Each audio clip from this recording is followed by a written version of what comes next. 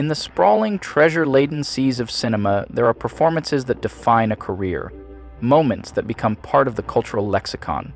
A perfect example is Geoffrey Rush as Hector Barbossa in Pirates of the Caribbean, a hurricane of charisma and scenery chewing so grandiose, it's hard to believe he's not secretly the real reason the Black Pearl is so iconic. Picture, if you will, a film about a ragtag crew of misfits, cursed immortals, and a captain who talks to his ship like it's his second wife. A film starring Johnny Depp as Captain Jack Sparrow, a man whose swagger and mumbling have somehow become a cultural institution, and Orlando Bloom as Will Turner, a brooding hero with a sword that somehow manages to look both ancient and fresh off the rack. You can put that to bed now, because Geoffrey Rush didn't just sail into the film's waters, he made them his personal domain, and he's been throwing glittering jewels overboard ever since. He is, by all accounts, a villain, a scoundrel, a mutinous, double-crossing pirate with teeth that could double as a shipwreck. And yet, somehow, he is also the film's most lovable rogue, outclassing even Captain Jack Sparrow in pure theatrical delight. Barbossa isn't just a pirate, he's a Shakespearean tempest in human form, spitting out dialogue like it's been aged in a barrel of Caribbean rum and seasoned with a lifetime of bad decisions. From the moment Barbossa lumbers onto the screen with the kind of limp you'd expect from a man who's been cursed to live forever as a skeletal husk of his former self, you know you're in the presence of greatness. Rush brings Barbossa to life like a pirate who doesn't just enjoy treasure, but has a personal vendetta against every single ship in the Caribbean. There's a menace to him, but also a bizarre sense of charm, as if the man is 2 seconds away from ordering a mass execution and then stopping to make a cheeky quip about the weather.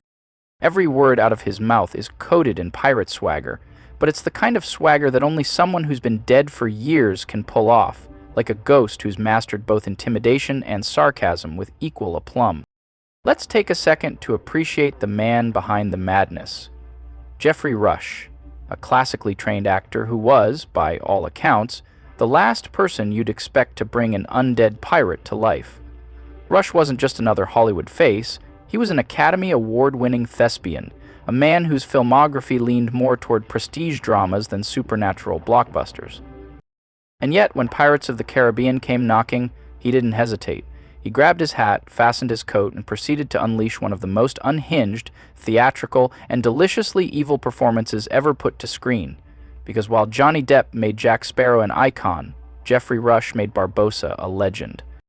Barbossa is a master of the art of the monologue, effortlessly delivering speeches with the gravitas of a man who believes the world should bow before his pirate genius.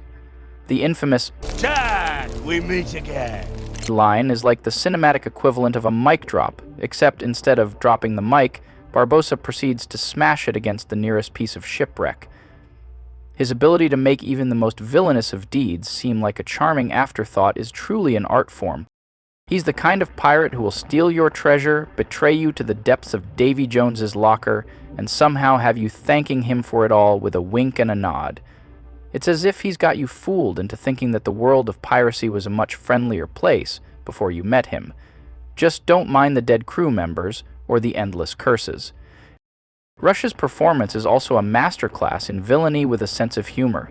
When Barbossa grins, you know it's not because he's found the one thing he's always wanted, it's because he's found someone else to make miserable. He's got this brilliant ability to oscillate between being utterly terrifying and strangely lovable. There's a particular moment when Barbossa faces off against Jack Sparrow and casually remarks, "You're not off to the fountain." And then, in a flash of sheer brilliance, he adds, "I care not for King George or tavernians that give hope for a healed limb." It's a line that perfectly encapsulates his character, an ego so large it could rival the size of a whole treasure chest. And yet, he delivers it like a man who doesn't even need to prove his greatness. Everyone already knows it. But let's talk about Barbossa's look, from his scruffy beard to his pirate coat that's seen more fights than most entire armies. Rush completely owns this character. It's not just the costume or the signature apple, let's face it, that's practically a character in itself. It's the fact that Rush knows exactly how to wear it.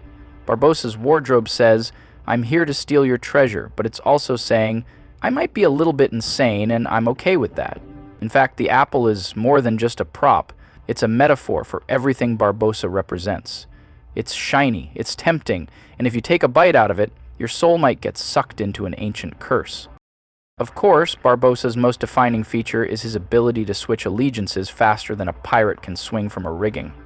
One minute, he's an evil mastermind plotting Jack's demise. The next, he's teaming up with him like two old rivals trying to one-up each other in a twisted game of pirate chess. And in every instance, Rush sells it with the kind of effortless charisma that leaves you wondering if you should be cheering for him instead of against him. After all, Barbossa is the pirate who could steal your heart and your treasure with equal amounts of ease. Rush also knows how to manipulate his audience. There's an eerie way Barbossa can go from coldly calculating to almost comically over the top in the blink of an eye, making you question whether you're watching a pirate thriller or a dark comedy. But no matter the tone, Barbossa always feels like the one in control, like he's running a pirate empire where the rules only apply to everyone else. His ability to make moral ambiguity look so good is not only a testament to Rush's acting chops, but a vital reason why Barbossa remains one of the most captivating villains in the Pirates of the Caribbean franchise. Let's not forget Barbossa's unrivaled loyalty to his own brand of pirate ethics.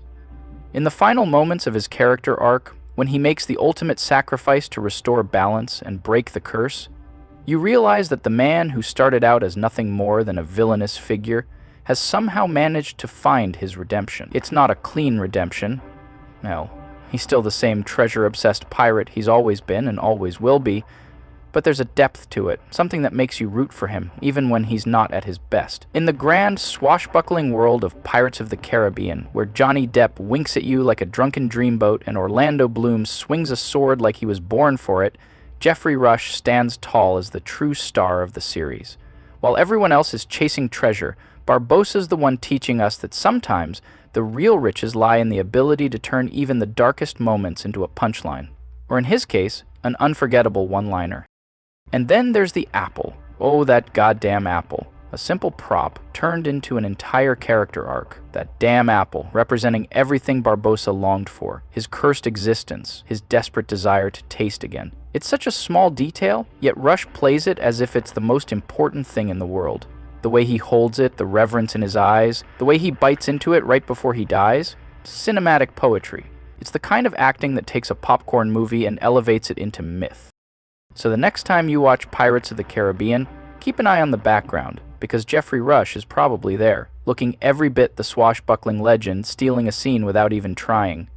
He's not just chewing the scenery, he's swallowing it whole, savoring every bite with a smug grin, a spark of genius in his eye and an apple in hand.